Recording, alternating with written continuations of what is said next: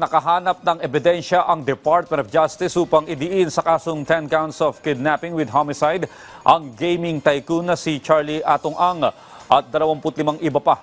Kaugnay pa rin ito ng kaso ng mga nawawalang sabungero.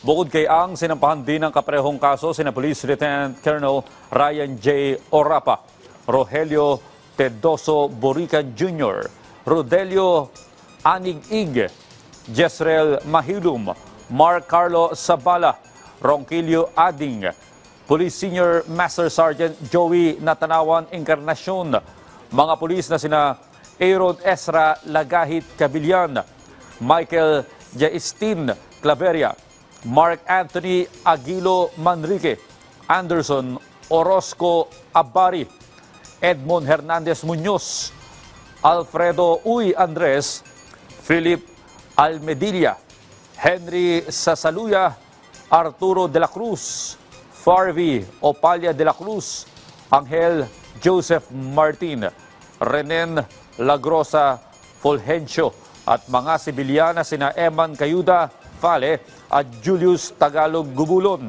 Nakaharap din ng ebidensya ang DOJ para sampahan ng 16 counts of kidnapping with serious illegal detention sina Ang, Orapa, Claveria, Anig-Ig, Borican, Andres, Almedilla, Encarnacion, Cabillan at John Doos, ang hindi kilalang pulis na kasama sa grupo ni Orapa.